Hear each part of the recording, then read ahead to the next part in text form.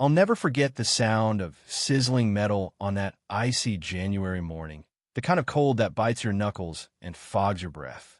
My pickup truck, a trusty Ford F-150, sat steaming in the cul-de-sac of Willow Creek, its hood scarred and bubbling. My neighbor, Margaret Hensley, known around here as the queen of petty grudges, stood on her snow-dusted driveway, clutching an empty pot, her face twisted with smug fury. Her bathrobe flapped in the winter wind as she shrieked. "That's what you get for blocking my driveway."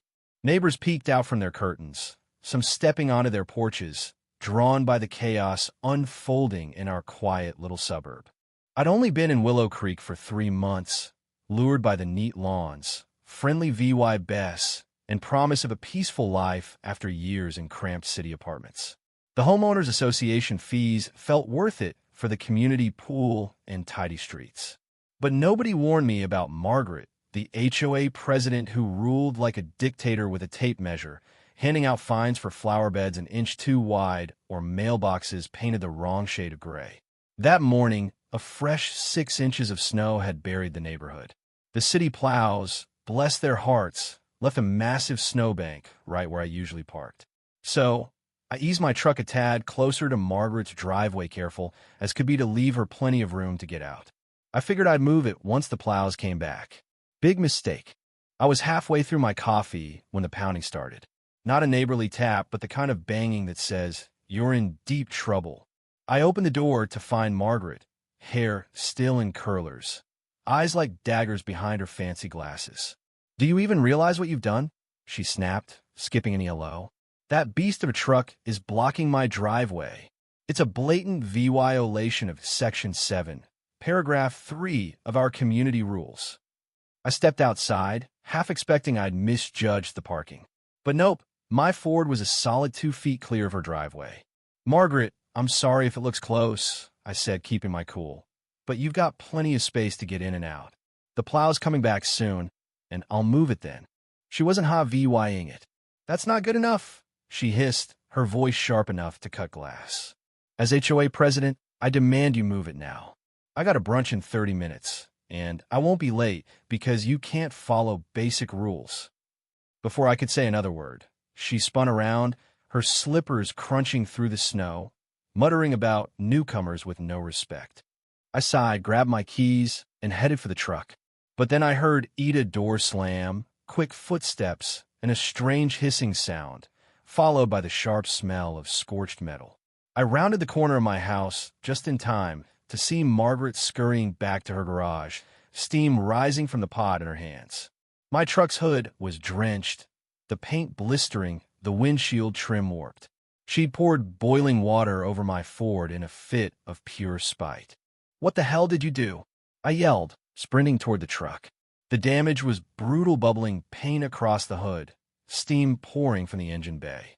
By now, neighbors were out in force, some filming on their phones, others whispering in shock. Margaret turned, chin high, not an ounce of shame. "You blocked my driveway," she said, cool as ice. "I asked you nicely to move, and you refused.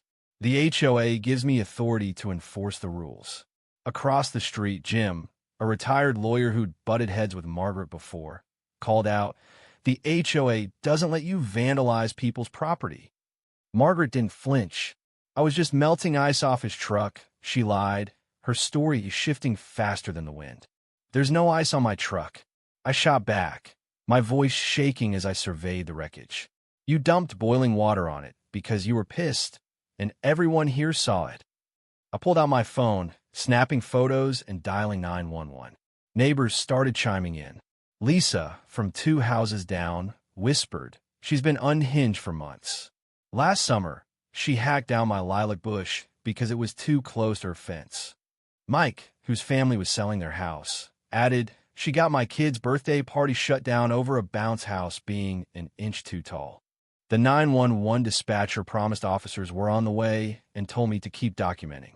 Margaret, still gripping her pot, retreated to her porch, her confidence cracking as she eyed the growing crowd. She wasn't used to this people standing up to her. When the police cruiser rolled in 20 minutes later, Margaret straightened her robe, plastering on a smile like she was about to charm her way out of trouble. "Officers, thank goodness you're here," she started before they could even speak. "As HOA president, I've been dealing with this resident's constant violations, including parking that blocks emergency access." The lead officer, Sergeant Daniels, a guy who looked like he'd seen it all, raised a hand. "Ma'am, we're here about property damage, not parking tickets." "What happened?" I showed him my photos, explained the whole mess. Neighbors backed me up with their own stories and videos, painting a clear picture. Daniels inspected the truck, noting the ruined paint and possible engine damage. "Ma'am," he said, turning to Margaret, "did you pour hot water on this vehicle?" "I was helping melt the ice," she stammered, doubling down. Daniels wasn't buying it. "There's no ice, ma'am. And even if there was, pouring boiling water on someone's truck without permission is vandalism. Answer the question." Margaret's face went red. "He violated HOA rules. As president, I have the right," Daniels cut her off. "HOA rules don't trump state law. Based on the evidence and witnesses, you're under arrest for criminal mischief and destruction of property." The crowd went dead silent as Margaret's jaw dropped. "You can't be serious," she sputtered. "Do you know who I am? I've run this HOA for 7 years. Daniels didn't blink, reading her Miranda rights as his partner cuffed her. "Anything you say can and will be used against you." Margaret, still in her robe and slippers, was led to the cruiser, her protests echoing. "This is a mistake. Check the bylaws." 3 weeks later, I sat in the county courthouse, watching the judge deliver the verdict.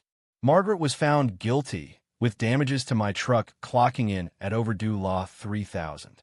The sentence hit hard: 6 months probation, a due law $5,000 fine, mandatory anger management classes, and a 5-year ban from the HOA board.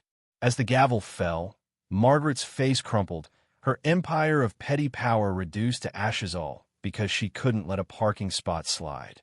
She shot me one last glare, but her lawyer whispered something, and for the first time, Margaret Hensley had nothing to say. The neighborhood hasn't been the same since. My truck's still getting fixed, but the air feels lighter, like Willow Creek finally shook off a bad dream.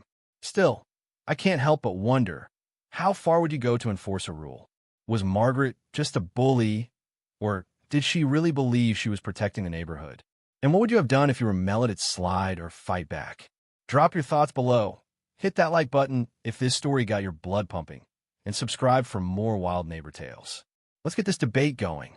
Thank you for taking the time to listen to today's story on Store of Good Stories. If this story touched your heart or made you think, don't forget to hit like and share the video to spread this positive message to more people.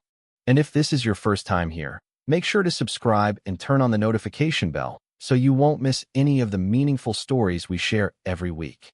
Your support is the biggest motivation for Store of Good Stories to keep bringing heartfelt and valuable stories to you. See you in the next video.